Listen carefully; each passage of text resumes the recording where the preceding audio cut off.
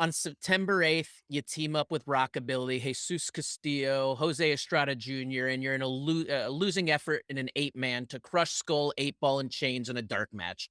Is there a thought process at this point of putting you two together, or is this once again just a random mix-up? No, I think we were still gonna put us together. From what I remember, like, we even the match with Bart, like, we were still trying to get us together. And I know behind the scenes, Billy and I were still trying to get us together. And we just felt that chemistry in the ring when we worked against each other. We just thought, "Hey, there's gotta be something there." But yeah, what you said, you keep saying I'm on the losing end of all these things. Like, did I friggin' win any wrestling matches? Did I I mean, it's ever it's coming up I soon, beat and then it wait, goes on for a while. I beat Rockabilly a while ago, a little while back, so there's one Talking about victory I have. Rockabilly, do you think Billy hated it? I mean, you're pretty positive. You said you were doing your job, you were getting paid. Did he have that same mentality, do you think, or was his viewpoint a little different? Look, I bet his was different, and I'll tell you why. He he at this point had been tag champs, had Right. been, you know what I mean, running the roads as in the tag division, kind of in it, figured in. So this, I mean, while it was a singles opportunity for him, I think creatively he had to look at it as a step backwards, just because of where he'd been. However, the change of character and the change of storyline and everything turning like produces longevity for him. You know what I mean? So I think I don't know if he was happy at the time, uh, but I know he's going to get happier here real soon. Absolutely. All right, so just like the Muppets, we keep moving down the road of this timeline, and the next night's in Muncie, Indiana, where you team up with Rockabilly, and this time you defeat Jesus and Jose. Honky's in your corner. You Los get the pin Baricuas. after Billy broke the guitar over Estrada's head. Yeah, and this was a pretty like heelish thing we got to do on TV. I mean, I think it was on TV, right? Or was it pay per view? Yeah, this is a pay per view. Oh, okay. Dang. And so, yeah, we got to win. And this is the one I think I talked about earlier. I don't know if we talked about it on air or if I talked about it to you, but to me, this was the first time that Billy and I had an opportunity to work as a tag team. And I think we did really well. It was the first time I realized, like, holy crap, we're very similar in the ring. Like, Yeah. we're long and lanky, and we can move across the ring quickly. We can bump and feed, and our timing was really good together. And I think Shotgun Saturday night, not a pay per Oh, view. is My that what mistake. this was? Okay, Yeah. okay. Shotgun Saturday. Look, and I'm doing the whole deal too. I'm still double J Jesse James, but I'm shake, rattle, and rolling. And I just figured, let's just have a good match and be a good team because that's what our job was for tonight. That's the role I was going to play for this evening. Was I was going to be out there in a team that we had fought each other already. We had we'd gone back and forth, and I just thought this was an opportunity. Holy crap, Billy was like a luchador. Yeah, I mean, he was quick and nimble. Ooh, ooh. Yeah, and I remember, he busted that guitar all over old boy's head for the finish, and it was, like, holy mackerel, they let us do that on TV? Like, but yeah, this was to me, this was the time and watching this even, like, I oh my god. Come on, Brian, what are you doing? Yeah, it I was I still used to good. yeah, I used to have fun with it, man. I don't know if you remember, like, I'd do the worm and pin somebody, and then Scotty 2 Hotty came to me and said, "Hey, do you mind if I do that?"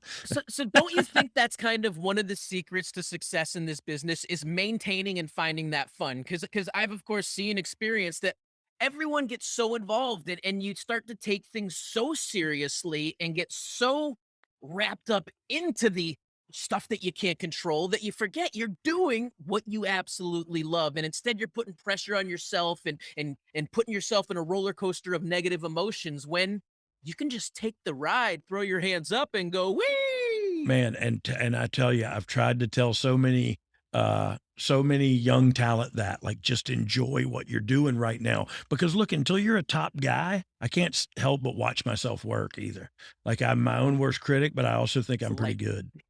Look at Billy leapfrog me. Oh, and then he's leapfrog right into a punch. ow, why they beat me up. No, I love it, man. I totally forgot your question, but I love watching me wrestle. All right, as what happens often, things change and the plans don't really carry on for well, I wanna watch this shot though Yeah, still. me too, because this is a great finish. And look, the referee, like nowadays, like, holy crap, this is what like oh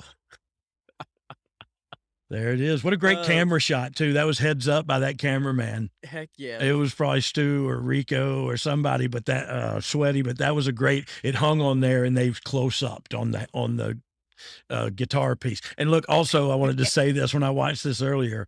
Like, I wanted to roll to the floor and get the victory shot out there, just because Stay we away from them. Yep. yeah, to stay away from them because we stole one, Yep. right? And Yep. that's what we'll you'll see with the I always like and Billy just rolled in the ring. It was like I'm getting my beauty shot, and so I just came back in with him. But I thought, it's stuff like that that people don't talk about or know about anymore. Like the little unspoken things. If you cheat to win, get out of there and look like a sneaky cheating booger. You know what I mean? Like Yep. I'm trying hard not to cuss too, by the way. But you know what I mean? Look like a sneaky, no good son of a gun who just cheated to win. Like get out of there and we snuck one over on him. It's just little stuff like that. It's like I spoke about earlier about the Good Samaritan. Yep. When you see me doing that, I cheat to win and then I sneak off, like run off. It's more so. It's like, oh, what a heelish thing to do. What a bad guy. You could hear William Regal on his show Gentleman Villain probably talk about these villainous type of techniques because he was the Amen. master of that kind of He is thing. the master of that and facials. Like Regal could get more out of a facial than most people could I always liked out the of a Regal, match. he'd stay crouched and small as he was whimpering and cowering off, and Yeah, then when he was on the attack, he'd just yeah. grow and get so big. That's the thing, man, and people don't think about little things like that anymore. Those are the subtleties that aren't subtle at all. They make all the difference in the world. What are you gonna do? Because we said this earlier, everybody can take a hip toss, everybody can take a drop kick. What are you gonna do in between those 2 things that make me think you're in a physical confrontation and also make me emotionally invested in you one way or another? I literally loathe you or I want you to come back and kick the bad guy's butt. You know what I mean? But I Yep. have to, if I don't feel that way about you 2 guys in the ring beating each other up, then you're beating each other up for nothing. All right, so we're gonna move forward to Raw from MSG, where Austin stuns McMahon, and you end up Oh, picking up a singles victory over Flash Funk. But in this match, you're not really heel or babyface. Is it tough to do that kind of role in that tweener position, not really sure what you're supposed to be doing?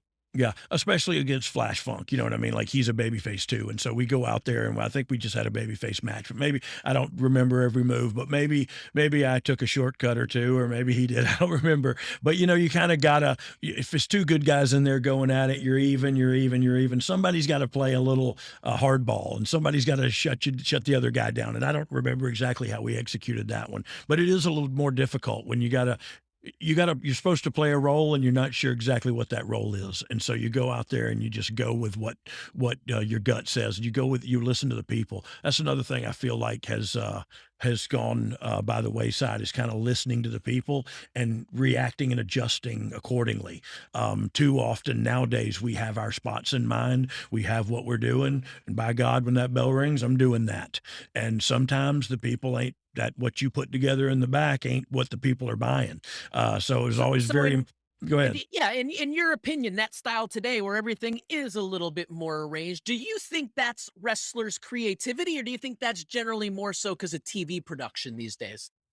Yeah, I mean, look, I think it's a little bit of both. I think TV production for sure, because we were putting on a television show, and I used to tell the talent this too, no matter what happens in between commercial breaks, we are a television show. You can have a girl beat another girl up or a guy beat a guy, whatever happens, we're still a television show that's gonna, in between commercials, we're gonna hit each other. So we got to figure out how to put on a good TV show. And so yeah, they speed it up. How do we got to get through this fast? We got the next thing going. We want to keep it moving. We want to keep it sticky, keep the viewers engaged. And so, yeah, they sped up a little bit, but I also think it's from watching television wrestling, like watching the days of old. There's a lot of bad habits that we had back then that were just okay because we were on top of the world and the ratings were awesome and Yep. everybody was making money. But when you look back at it, man, when I look back at some of that Attitude Era stuff, I'm thinking, man, it looks so phony, and so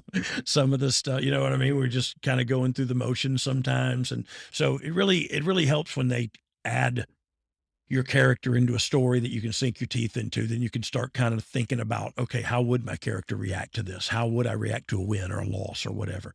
But yeah, it's difficult. They go, hey, go out there and have a babyface match on TV with Flash Funk. And Flash Funk was friggin' great, and I couldn't wrestle worth a crap. And so it's About the just, fact that Flash Funk's still doing that stuff right now. yeah, Scorpio's still rocking that's it. the crazy part. Woo! What a great guy, man. I had some good times with him. He's a good guy. South Africa, as a matter of fact.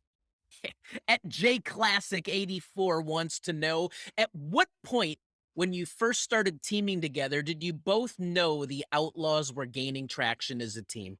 Well, look, I think the timing is perfect for J Classic 84 to ask that question because we literally just saw it where we got that win over the headbangers in a pretty strong way, and then they left me going over there and yelling at the boss on the TV. So they were obviously giving us a little leeway and a little wiggle room, and so that was probably about the time where we knew. Look, we truth be told, when he hit Honky Tonk Man with that guitar and we hat slapped high five and left, we knew right then this is going to be good. You know what I mean? And we were both really excited about it. So we weren't going to let it not be good. But we had no idea, can't even fathom or dream how big it would get, you know? You kind of talked about this one a little bit, but I want to give Let's Go Back to WCW their chance in the spotlight to ask whose idea was it to pair you up with Billy Gunn? Thanks in Yeah, advance. it was definitely me and Billy's idea. I don't think we just continued to hammer on them while we were in that little underneath card storyline with Honky Tonk and Rockabilly and the real Double J. We just kept hammering on them. Hey man, just try us together, try us together. So I think it was me and him both kind of wanted to see what would happen. We couldn't go any lower, so let's see if we could get any higher. And note to self, and a spoiler, we did. Yeah. All right, this one's gonna be interesting to check your recollection and see how that concussion and bong resin is doing.